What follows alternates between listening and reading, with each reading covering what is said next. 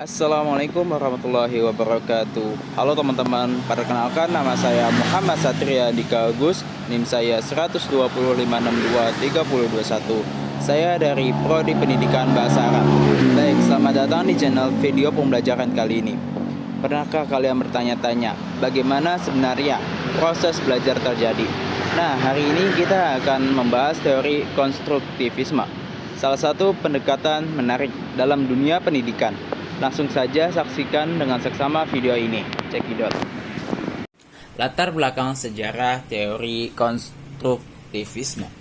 Akar awal yaitu konstruktivisme berakar pada pemikiran para filosof seperti Jean-Jacques Rousseau dan Immanuel Kant yang menekankan peran pengalaman dan akal dalam pembentukan pengetahuan. Kontribusi Piaget. Jean Piaget ini seorang psikolog memberikan kontribusi signifikan dengan teorinya tentang perkembangan kognitif. Dia menunjukkan bahwa anak-anak membangun pengetahuan melalui interaksi dengan lingkungan. Tokoh utama pengembang teori konstruktivisme yang pertama adalah Jean Piaget. Dia ini terkenal dengan teorinya tentang pengembangan kognitif. Piaget ini menekankan peran aktif siswa dalam membangun pengetahuan melalui asimilasi dan akomodasi. Yang kedua yaitu Lev Vygotsky, yaitu berfokus pada peran sosial dan budaya dalam pembelajaran. Dia mengembangkan teori Zone of Proximal Development (ZPD) yang menekankan pentingnya interaksi sosial. Yang terakhir adalah John Dewey, adalah tokoh pendidikan progresif yang menekankan pembelajaran berbasis pengalaman dan relevansi dengan kehidupan nyata. Pandangan utama teori konstruktivisme yaitu yang pertama adalah pembelajaran aktif, yang kedua pembentukan pengetahuan sendiri, yang tiga pentingnya interaksi, dan yang keempat relevansi konteks. Nah, balik lagi yang awal itu adalah pembelajaran aktif. Siswa ini aktif terlibat dalam proses pembelajaran, bukan hanya penerima pasif informasi. Yang kedua, pembentukan pengetahuan sendiri. Siswa ini membangun pengetahuan mereka sendiri melalui interaksi dengan lingkungan dan pengalaman. Yang ketiga, pentingnya interaksi, yaitu interaksi sosial dan kolaborasi memainkan peran penting dalam pembelajaran. Relevansi konteks ini dia pengetahuan dibangun dalam konteks tertentu dan relevan dengan pengalaman siswa. Prinsip-prinsip dasar teori konstruktivisme. Teori konstruktivisme adalah sebuah paradigma pembelajaran yang menekankan peran aktif peserta didik dalam membangun pengetahuan mereka sendiri. Pandangan ini bertentangan dengan pendekatan tradisional yang lebih pasif, di mana pengetahuan dipindahkan dari guru ke siswa. Konsep inti, stimulus respon. Yang pertama yaitu stimulus. Stimulus adalah rangsangan yang diberikan kepada peserta didik untuk memicu respon. Respon adalah reaksi yang dihasilkan oleh peserta didik sebagai akibat dari stimulus yang diberikan. Yang ketiga, interaksi. Interaksi ini dalam konstruktivisme, interaksi antara stimulus dan respon membantu peserta didik membangun pemahaman. Konsep inti, zona perkembangan proksimal. Yang pertama yaitu ZPD, adalah rentang kemampuan yang dapat dicapai oleh peserta didik dengan bantuan dari orang dewasa atau teman sebaya yang lebih berpengalaman. Yang kedua yaitu dukungan. Dukungan dari orang dewasa ini atau teman sebaya memungkinkan peserta didik untuk mencapai tujuan yang sebelumnya tidak dapat dicapai. Yang terakhir adalah pembelajaran. ZPD ini memberikan kerangka kerja untuk merancang pembelajaran yang sesuai dengan kebutuhan dan potensi peserta didik. Penekanan pada proses belajar, bukan hanya hasil. Hasil itu pendekatan konstruktivisme tidak hanya berfokus pada hasil akhir, tetapi juga pada proses belajar. Proses pentingnya memahami cara belajar dan bagaimana siswa membangun pengetahuan, bukan hanya menilai hasil akhir. Penerapan teori konstruktivisme dalam pembelajaran. Teori konstruktivisme ini menekankan bahwa pengetahuan dibangun oleh individu melalui pengalaman dan interaksi menjadi fondasi bagi pembelajaran modern. Penerapan teori ini memberikan siswa kesempatan untuk membangun pemahaman mereka sendiri melalui eksplorasi aktif dan kolaborasi. Bagaimana teori konstruktivisme diterapkan dalam proses pembelajaran? Yang pertama, pemberian tantangan. Guru ini memberikan tantangan yang mendorong siswa untuk berpikir kritis dan mencari solusi. Yang kedua, eksplorasi aktif.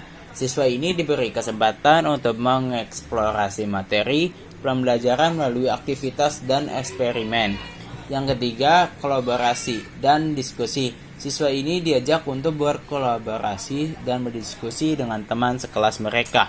Yang terakhir yaitu refleksi dan evaluasi. Siswa merenungkan proses pembelajaran mereka dan mengevaluasi pemahaman mereka sendiri. Contoh implementasi teori konstruktivisme dalam situasi pembelajaran. Proyek kelompok. Siswa bekerja sama dalam proyek kelompok untuk membangun pemahaman tentang topik tertentu. Simulasi dan permainannya ini, siswa berpartisipasi dalam simulasi atau permainan peran untuk memahami konsep yang kompleks. Presentasi dan diskusi. Siswa ini menyajikan hasil pembelajaran mereka dan berdiskusi dengan teman sekelas mereka. Teknik dan strategi untuk menerapkan teori konstruktivisme secara efektif. Yang pertama yaitu pembelajaran berbasis masalah. Siswa diajak untuk memecahkan masalah dunia nyata yang mendorong berpikir kritis. Yang kedua, pembelajaran berbasis proyek. Siswa ini mengerjakan proyek yang menantang mereka untuk menerapkan pengetahuan dan keterampilan mereka. 3. Pembelajaran kooperatif. Siswa bekerja dalam kelompok untuk saling mendukung dan belajar dari satu sama lain. Peran aktif siswa dalam pembelajaran konstruktivisme. Yang pertama, berpikir kritis. Yang kedua, berkolaborasi. Yang ketiga, mengeksplorasi. Yang keempat, menerapkan. Dan yang terakhir adalah menilai. Nah, di sini juga ada penjelasannya: berkolaborasi, mengeksplorasi, menerapkan, dan menilai. Bisa dilihat. Tantangan dan manfaat penerapan teori konstruktivisme. Tantangan: menyelesaikan kurikulum dan metode pengajaran, membutuhkan waktu dan usaha tambahan, dan mengelola kelas yang aktif dalam kolaboratif. Manfaat ini yaitu siswa belajar lebih dalam, aktif terlibat, meningkatkan kemampuan berpikir kritis dan pemecahan masalah, membuat pembelajaran lebih menarik dan menyenangkan. Keunggulan dan kelemahan teori konstruktivisme yaitu adalah pendekatan pembelajaran yang menekankan peran aktif siswa dalam membangun pengetahuan mereka sendiri melalui pengalaman dan interaksi. Nah, ini kelebihan penerapan teori konstruktivisme yaitu pembelajaran aktif, pengetahuan bermakna, meningkatkan kreativitas, dan yang terakhir adalah keterampilan kolaborasi. Nah, yang pertama ini siswa ini menjadi lebih terlibat dan aktif dalam proses belajar, bukan hanya menerima informasi. Siswa ini membangun pengetahuan relevan dan bermakna bagi mereka, bukan sekedar hafalan. Teori ini mendorong siswa untuk berpikir kritis dan kreatif dalam memecahkan masalah. Teori ini mendorong siswa untuk berkolaborasi dan belajar dari satu sama lain. Kelemahan penerapan teori konstruktivisme yaitu tantangan guru, keterampilan siswa, waktu dan sumber daya, dan evaluasi. Memerlukan persiapan yang matang dan strategi pembelajaran yang kreatif dari guru. Tidak semua siswa memiliki keterampilan yang sama dalam belajar aktif dan berkolaborasi. Implementasi teori ini bisa memakan waktu dan membutuhkan sumber daya yang cukup. Menetapkan metode penilaian yang tepat untuk mengukur pemahaman konseptual siswa. Perbandingan dengan teori lainnya, behaviorisme ini menekankan peran hadiah dan hukuman dalam membentuk perilaku belajar. Berbeda dengan konstruktivisme yang fokus pada konstruksi pengetahuan, kognitivisme yaitu menekankan peran kognitif seperti memori dan perhatian dalam pembelajaran. Konstruktivisme ini memperluas perspektif ini dengan menekankan konstruksi aktif oleh siswa. Strategi mengoptimalkan penerapan proyek berbasis masalah, diskusi kelompok, pembelajaran berbasis pertanyaan, dan yang terakhir yaitu kolaborasi dan kerjasama. Proyek berbasis masalah.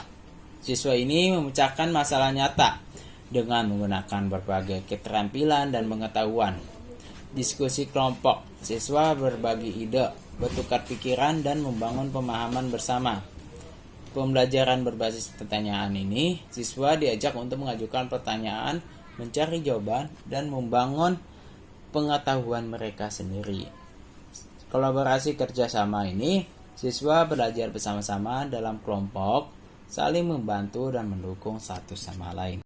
Contoh studi kasus penerapan di kelas yaitu, yang pertama adalah tujuan meningkatkan pemahaman siswa tentang konsep matematika melalui proyek berbasis masalah. Yang kedua, metode. Siswa bekerja dalam kelompok untuk merancang dan membangun model geometri berdasarkan konsep yang dipelajari.